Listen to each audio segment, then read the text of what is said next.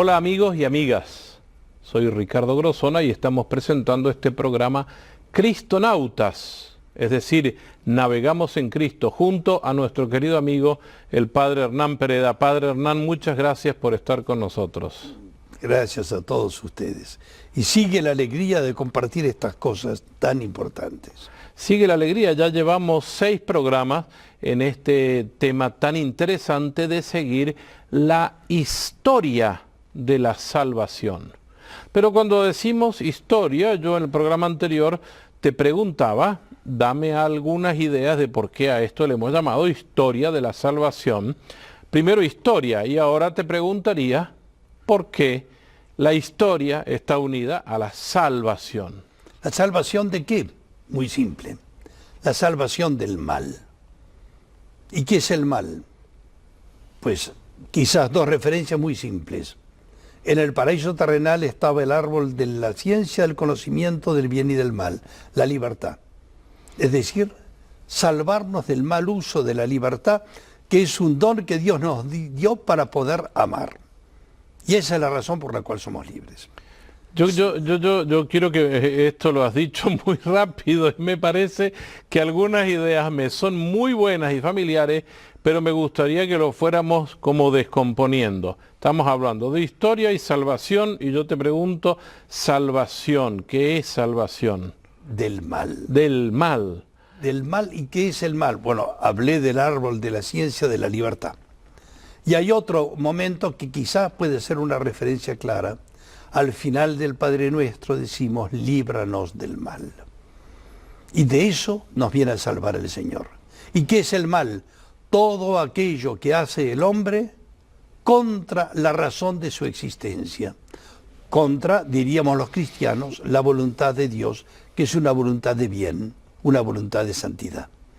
Y entonces la falsa elección, falso uso de la libertad es lo que lleva al hombre al mal, y de eso tenemos que salvarnos y salir adelante. Y por eso a estos programas que son de historia de la salvación, el verdadero, único Salvador es Cristo, y por eso queremos navegar con Él, que nos ayude a salvarnos del mal. Y esta historia de esta salvación del mal, bueno, ha tenido varias etapas. Ustedes la pueden ver con mayor claridad en esta pantalla.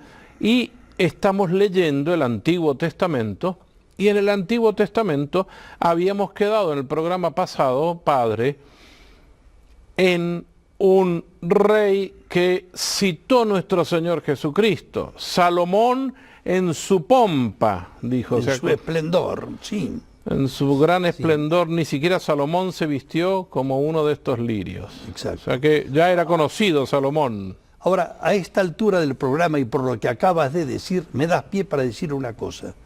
Yo personalmente soy un loco entusiasta del Antiguo Testamento. Soy mucho más entusiasta del Nuevo, por si acaso. Pero estoy convencido de que si no conocemos el Antiguo Testamento, la lectura que hagamos del Nuevo es una lectura debilitada. Es una lectura tangencial y superficial. Y lo que tiene de fascinante el Antiguo Testamento es que no son teorías, sino que son 2000 años de historia, y en donde los hechos demuestran lo que la palabra va diciendo, y al mismo tiempo se van corrigiendo cosas que tienen que hacernos progresar en el conocimiento de la verdadera voluntad de Dios. Y entonces, la historia en la que estamos ahora, que es el caso de Salomón, viene perfecto para entender de qué se trata, de salvarnos de las falsas elecciones o de las atracciones absurdas que se da en esta horda de salvajes que somos los hombres. Evidentemente, Salomón llegó al esplendor al pueblo de Israel. Es verdad. Pero en ese gran esplendor y en esa gran sabiduría que él tenía unas debilidades por el poder, y por tener un harén demasiado exagerado, yo creo, para los momentos y para lo que fuera históricamente. Ya eso hizo que su propia vida se debilitara, cosa que a su muerte él tenía 2 hijos que se disputaron el reino, pero no se pusieron de acuerdo, ¿verdad? Permíteme decir, cuando dices que el harén de Salomón era demasiado, yo diría sinceramente, aquí habría que decir, como dice el Papa actual y también el Papa Benedicto, tolerancia cero. Que no hubo en ese entonces. Una mujer. Una sola. No 300 concubinas, no 300 mujeres y 700 concubinas. Que no solamente fue eso, sino que Salomón, que construyó el templo de Dios, que fue la grandeza de Israel, terminó por construir en las colinas alrededor de la ciudad de Jerusalén templos a los ídolos de sus mujeres. O sea, eran mujeres que traía de otros pueblos. Y que venían con sus costumbres, con sus dioses. Y él, con tal de conformarlas, porque a veces las mujeres son exigentes, pues les edificó los templos que ellas pedían. Estoy seguro que en nuestro foro van a aparecer varias mujeres diciendo que los hombres también somos muy exigentes. Por supuesto. Pero, y aquí me viene Sor Juana Inés de la Cruz. Hombres necios que acusáis a la mujer sin razón, sin ver que sois la ocasión de lo mismo que culpáis. Por supuesto. No nos metamos en ese tema y sigamos con un reino que se ha dividido entre los dos hijos de Salomón, Jeroboam y Roboam. Unos en el norte, el reino del norte, y el reino del sur, que tiene una ventaja. En Judá, en los dos reinos del sur, que es el reino de las dos tribus del sur, está la capital. Pero había habido otra capital antes, que era Silo. Y allí había estado nada menos que durante 200 y pico de años la tienda de la reunión con el arca de la alianza. Y que es David que la trajo. Y el hijo de David es el que hizo el desastre. Por lo tanto, muchos pretenden volver a hacer una ciudad en el norte. Y entonces, ¿qué pasó? Perdón, aquí, esto es importante. Las exequias de Salomón fueron terribles. Hasta el punto que de las 12 tribus, 10 tribus dijeron, nos vamos de aquí, porque esta ciudad es un, perdón por la palabra, pero hay que decirla, esta ciudad es un prostíbulo. Y entonces nos iremos al norte y allí volveremos a ser una ciudad santa. ¿Qué la construyen? Que la construyen en la futura Samaria, para que nos ubiquemos. Y hacen una ciudad más santa, hacen una ciudad peor todavía que Jerusalén. Porque el mal está dentro nuestro y no sabemos escuchar a veces la voz de Dios. Por eso, cuando tú nos dices que en la Biblia no está contenido solamente un libro con hojas y palabras, está contenida una persona que nos habla y nos habla a nosotros mismos. Y yo quiero invitarles, amigos, a que a partir de este diálogo coloquial que mantenemos con el Padre Hernán, ustedes tomen estas historias también para hacer ejercicios de lección divina, usando siempre Biblias que estén bien recomendadas por la Iglesia Católica, con notas y ayudas. Y en esto de las notas y ayudas, ya tenemos a alguien que nos está poniendo la nota verbal. Vamos a hablar de los profetas, pero antes de los profetas que son escritores, hay unos profetas que son muy interesantes, que no escriben nada, pero que hacen muchas cosas. Déjame decir una cosa antes, Ricardo. Cuando yo era chico estaba prohibido leer la Biblia, porque hay algunos relatos que son fuertes sobre las malas costumbres de Israel, que podían traer muy malas ideas.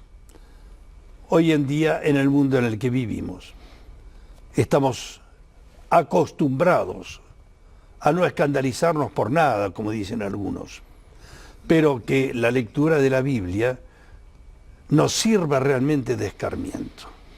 Y esta etapa es una etapa especialmente rica para escarmentar, porque fue muy grave lo que ocurrió. Y entonces, ¿qué pasó? Pasó que en definitiva el pueblo de Dios se dividió en dos reinos. Yo, para decirlo más claro en términos nuestros, se dividió en dos países. Dos países completamente distintos. Y además enemigos. Ay. Y que entonces pelearon entre sí. Y por lo tanto se debilitaron. Y cayeron en manos extranjeras. En nuestro país, en Argentina, hay un famoso libro que es el Martín Fierro, que viene a ser como el poeta que recoge toda la sabiduría de los gauchos de la Pampa y dice: los hermanos sean unidos porque esa es la ley primera, porque si entre ellos pelean, los devoran los de afuera. Exacto. ¿Así pasó o no pasó? Tal cual, tal cual. Y entonces hay que decir que si 10 tribus se fueron al norte, diciendo haremos una ciudad mejor, y la hicieron peor, quedaron en Jerusalén solamente 2 tribus, apaleadas, por así decir, es decir, humilladas por los malos ejemplos. Se destruyeron aquellos restos lamentables de las mujeres de Salomón, que fueron los templos idolátricos. Y en el entorno del rey de Judá, a partir de Roboam, que fue el reino del sur, las cosas un poco empezaron a ordenarse. Pero en el norte las noticias que llegaban eran cada vez peores. Y ahí es donde aparece un fenómeno que no es nuevo en sí en la Biblia, pero que tiene connotaciones nuevas. Es que de vez en cuando salen algunos que nadie manda a llamar en medio del pueblo y que se ponen a cantar las 40. Y a ver, para los que no son argentinos, ¿qué es eso de cantar las 40? Decir... No tener pelos en la lengua y decir las grandes verdades. Pero sí, a veces las grandes verdades molestan, ¿verdad? Muchísimo, muchísimo. ¿Y quién es uno de estos personajes que empezó a cantar las 40? El profeta por antonomasia, que se llamó Elías. A ver, padre, yo creo que estoy sintiendo en mi celular que anda por ahí ya alguna llamada que dice: ¿qué es antonomasia? Antonomasia es por excelencia, es decir, el más claro ejemplo de algo en donde en él se redondea las cualidades o todos los defectos. Ok, el mejor o más importante de los profetas. Exacto. ¿Y quién es? Elías. El profeta Elías es el profeta por excelencia, y que, si ustedes se acuerdan, cuando Jesús se transfiguró en el monte Tabor, ¿con quién apareció? Con Moisés y con Elías. Con Elías. Porque su importancia fue trascendental, en particular por una cosa, y es que no escribió ningún libro. Eso te iba a decir, yo no conozco en la Biblia un libro del profeta Elías, no existe. No. Y Jesús tampoco escribió ningún libro. Escribieron sobre él.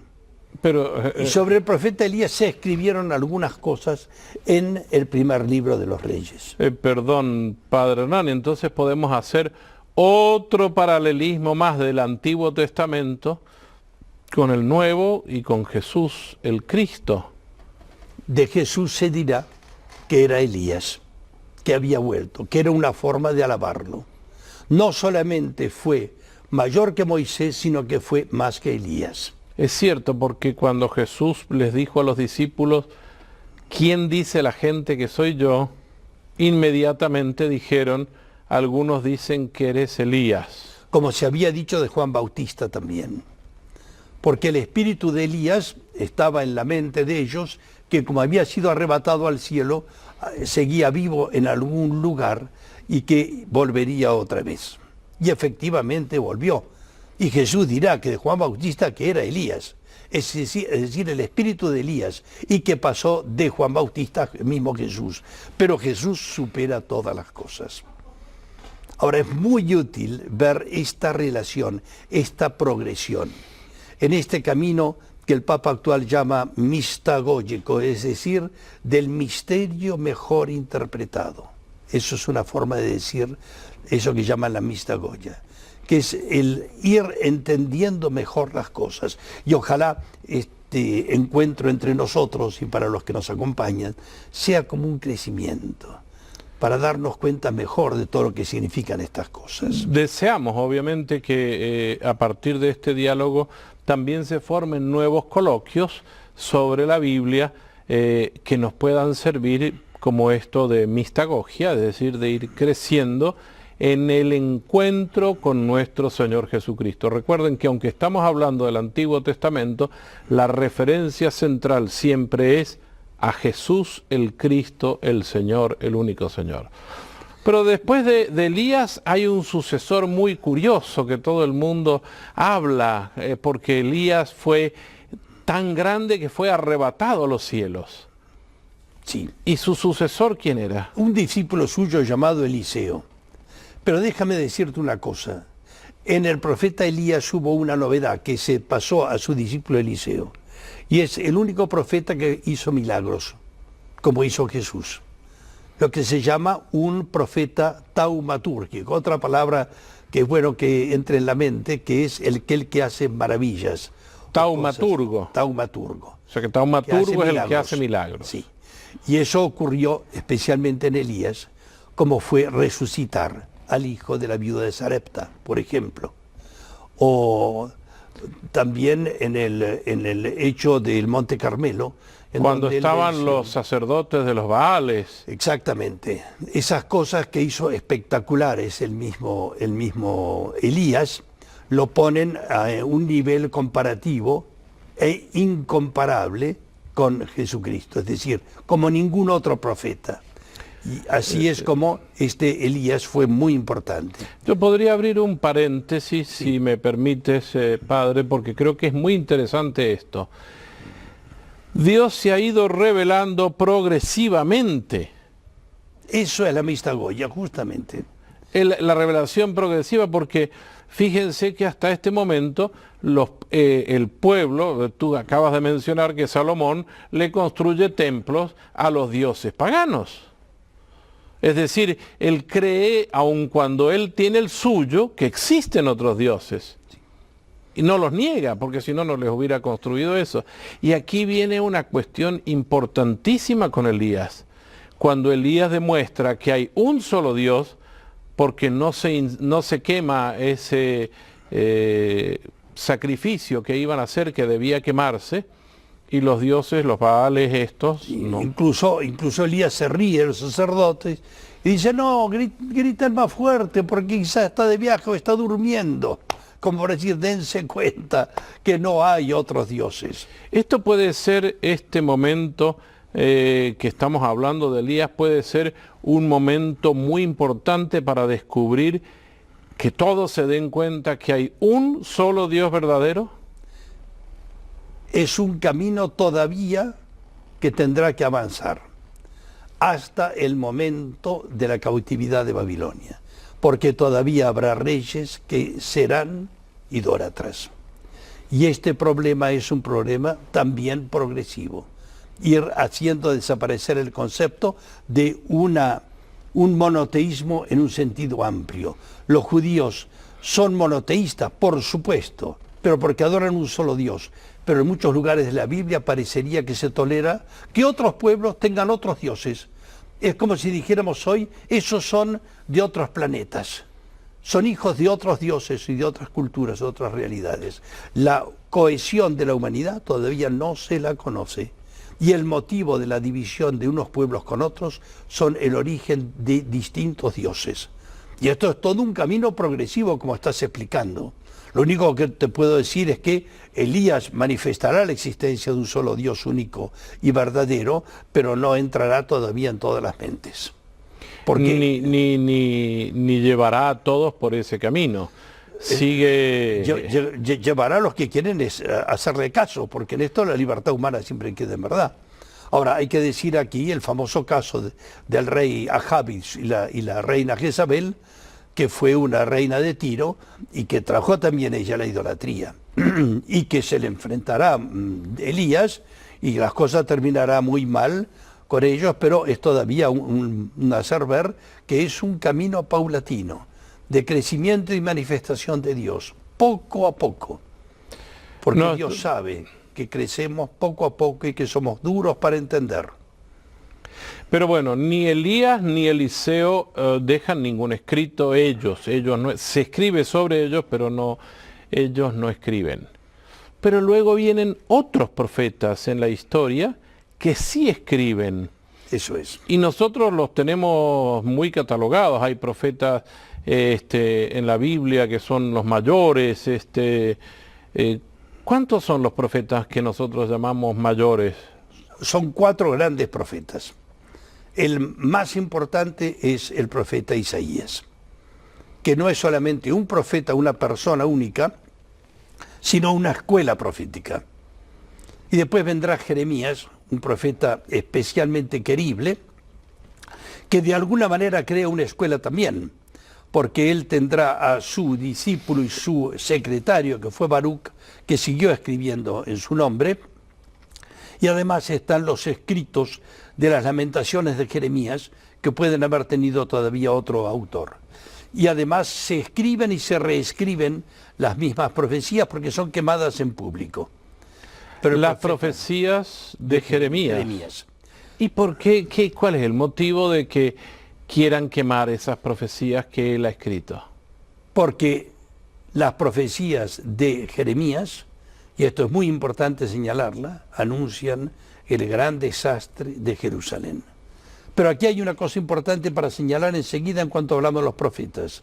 Los profetas no son aquellos que anuncian el futuro, sino que aquellos que en base al recuerdo de la alianza y lo que dijo Dios a su pueblo, dirán, como había dicho el Señor, si hemos cumplido todo lo que el Señor dijo, no tenemos nada que temer. Si no lo hemos cumplido, preparémonos para lo peor. Yo quisiera, en nombre de todos los que nos están escuchando y tratando de pensar lo que nos han pedido, ¿cómo que el profeta no es el que anuncia el futuro? A ver, siempre hemos pensado que, habla el profeta, y hoy en día, lamentablemente, querido padre Hernán, está muy de moda que en algunas formas de cristianismo no católicos, a algunos se les da el título de profeta, y va a hablar el profeta fulano, y se dicen cosas, y lo que se habla siempre es del futuro. Entonces, estos profetas que tú estás mencionando en la Biblia,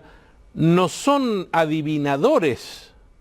La palabra profeta no es un adivinador. Estás contando exactamente el problema que no hubo tiempo de hablar en el programa anterior de lo que ocurrió con el rey Saúl. El rey Saúl ofreció un sacrificio sin ser sumo sacerdote y se fue a consultar las adivinas. Y eso fue el principio de su fin, porque no puso su confianza en la palabra de Dios, sino en las habladurías, en los fideísmos, en las creencias inventadas por los hombres o por sensaciones humanas. Y eso es totalmente contrario al profetismo. El verdadero profeta anuncia lo que va a venir en clave del pasado, porque interpreta la palabra de Dios. Interpreta a ese Dios que habla, que me habla, que nos habla y que nos invita a decir, cumplan con lo que yo les he pedido. Por lo tanto, no es adivino y no es un mago. Muy importante. No es magia la fe cristiana ni la fe hebrea, sino que es lo que parte de una palabra dicha claramente. Y esto es fundamental, porque los profetas, ¿qué hacen? Nos traen el don de la palabra de Dios, un Dios que habla y que habla concretamente. Profeta es el que habla en nombre de Dios, profiere la palabra de Dios. Y ahí es donde está la fuerza, pero palabra de Dios, no palabras de hombres. Sí, a mí me llama poderosamente la atención la vocación de los profetas, y antes de que se nos acabe el tiempo para hablar de lo siguiente, yo quiero invitar a nuestros amigos y amigas que lean la vocación de los profetas. Si hay textos que son profundamente posibles leerlos desde nuestra perspectiva, es el tema de la vocación. Me acuerdo del profeta Jeremías, que él tiene miedo y le dice, no tengas miedo, porque donde tú vayas, yo iré. Es decir, no vamos a leerlo, pero se los invito a que lo hagan en casa, en clave de Lección Divina, y pueden usar esta aplicación de Cristonautas para poder buscar los ejercicios de Lección Divina vocacionales que hemos hecho ahí. Ahora, estos profetas han anunciado, en algunos casos, la destrucción de lo más sagrado que se tenía, que era el templo. Y ahí es donde está el drama de Jeremías. Pero era su misión porque era verdad lo que iba a decir. porque era verdad que los reyes se habían olvidado del Señor. Y hay que decir que en la lista de los reyes de Israel, ya lo había dicho Dios a Samuel, dales un rey, ya verás lo que les va a pasar. Cuando tú hablabas así en bajito. Sí, la historia dice que cada vez que muere un rey, muere, es enterrado con su padre, y este fue peor que todos los anteriores.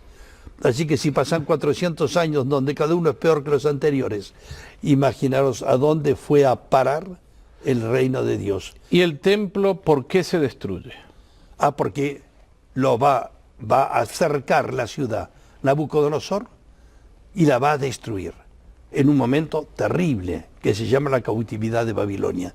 Pero sobre eso hablaremos la próxima vez. Claro. Pero antes de terminar con los profetas, yo quisiera decirles que profeta mayor debería ser considerado también Amós, el de la justicia, y Oseas, que no son considerados mayores porque sus escritos son muy breves. Pero Oseas es una historia hermosísima, porque tuvo un drama personal. Se enamoró de una mujer de mala vida, que además era una prostituta sagrada, así se llamaba. Y cuando su mujer le falló, le fue infiel, se desquitó con el papel. Y escribiendo en el papel la vergüenza que tenía que su mujer lo había engañado, de pronto él que le había dicho, yo te llevaré al desierto y te hablaré al corazón, dijo un día, como cuando te saqué de Egipto. O sea, está releyendo la historia de todo el pueblo. Es decir, presenta a Dios como el esposo de Israel y a Israel como la esposa que engaña a su Dios, la esposa infiel, la esposa adúltera. Y a pesar de todo, dice que la sigue queriendo. Este drama que nos acaba de contar el Padre Hernán es el drama también de nuestra vida. Por eso yo te invito a ti a leer la Biblia en una actitud orante para descubrir quién eres tú en verdad. El tiempo se nos ha ido, Padre Hernán. Gracias por todo esto que nos estás enseñando. Gracias a Dios, porque es Él el que nos regala estas cosas tan hermosas. Seguimos en contacto y no se olviden, aquí en la pantalla verán algunas formas de comunicarse con nosotros y de bajar la aplicación Cristonautas. Hasta pronto.